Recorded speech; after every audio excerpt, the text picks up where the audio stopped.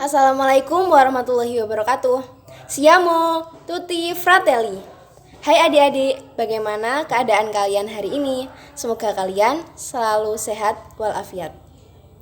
Kami, kakak-kakak dari tim donor darah akan menjelaskan materi tentang donor darah sukarela. Donor darah sukarela atau DDS berarti seseorang yang menyumbangkan darahnya secara sukarela tanpa mengetahui untuk siapa. Selain itu, ada juga donor darah pengganti atau DDP. Berarti, seseorang yang diminta untuk menyumbangkan darahnya kepada seseorang dan dia tahu kepada siapa darah tersebut diberikan. Donor darah ini merupakan kegiatan menyumbangkan darah untuk tujuan transfusi darah. Nah, apa sih itu transfusi darah? Transfusi darah adalah proses pemindahan darah dari seseorang yang sehat dan memenuhi syarat ke orang yang membutuhkan, seperti orang yang mengalami kecelakaan atau orang yang sakit yang menyebabkan kekurangan darah. Darah yang dipindahkan dapat berupa darah lengkap atau komponen darah. Darah lengkap adalah darah yang mengandung seluruh komponen darah. Nah, komponen darah ini terdiri dari plasma darah, sel darah merah, sel darah putih, dan keping-keping darah. Jenis golongan darah. Golongan darah A memiliki antigen A pada sel darah merah dan memproduksi antibodi B dalam plasma darah, menghasilkan genotip AA atau OA. Golongan darah B memiliki antigen B pada sel darah merah dan memproduksi antibodi A dalam plasma darah dan menghasilkan genotip OB atau BB. Golongan darah AB memiliki antigen A dan B pada sel darah merah, namun tidak memiliki antibodi A dan B pada plasma darah, menghasilkan genotip AB.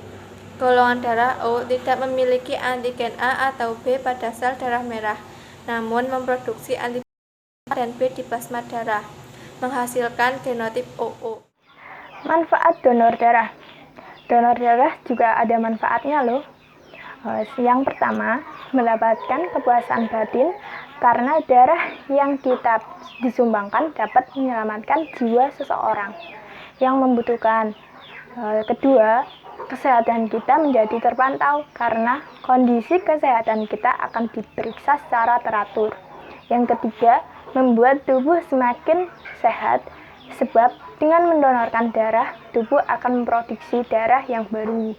Yang keempat, dapat bergabung dalam organisasi PMI untuk menambah relasi atau teman dan berperan di kegiatan kemanusiaan lainnya. Yang terakhir, meningkatkan jumlah donor darah sukarela akan meningkatkan nilai-nilai kesetiakawanan dan kepedulian sosial.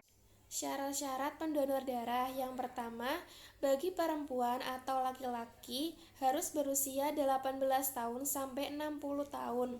Yang kedua, sehat jasmani dan rohani. Yang ketiga, berat badan minimal 47 kg. Yang keempat, tidak menderita penyakit yang berisiko tinggi seperti penyakit jantung, paru-paru, ginjal, hati, hepatitis, sifilis, kencing manis, kanker atau penyakit kulit. Yang kelima, bagi wanita yang sedang haid, hamil atau menyusui tidak diperkenakan untuk donor darah. Yang keenam, kadar hemoglobin minimal 12,5 gram. Yang terakhir, tekanan darah sistolik 100 sampai 180 mm hidraginum dan diastolik 50 sampai 100 mm hidraginum. Cara menjadi pendonor darah. 1. Calon donor datang ke UDD atau unit donor darah PMI. 2. Calon donor mengisi formulir donor darah yang berisi identitas dan riwayat kesehatan. 3. Petugas memeriksa kesehatan calon donor sesuai syarat yang telah ditentukan. 4. Asisten transfusi darah yang terampil dan berpengalaman akan mengambil darah calon donor sehingga pengambilan darah dapat berlangsung dengan cepat dan aman. 5. Calon donor mendapatkan kartu tanda anggota donor darah. Kartu ini sebagai bukti bahwa pemilik telah mendonorkan darahnya. Setelah minimal 70 hari atau 2,5-3 bulan, pendonor bisa mendonorkan darahnya kembali. Di sini saya akan menjelaskan peran PMR Wira dalam donor darah sukarela atau DDS.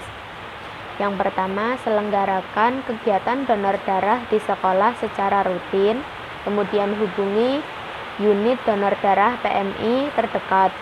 Yang kedua, kampanye donor darah. Kampanye donor darah yang berisi, yang pertama, tujuan kampanye. Yang kedua, untuk siapa. Yang ketiga, apa tema kampanye. Yang keempat, bagaimana kampanye dilaksanakan. Yang kelima, kapan dilaksanakan. Kemudian peran yang terakhir, kalian harus mempunyai banyak ide gimana caranya agar masyarakat tahu dan sadar pentingnya donor darah. Sekian penjelasan dari kami. Terima kasih. Wassalamualaikum warahmatullahi wabarakatuh. You went away. You've been spending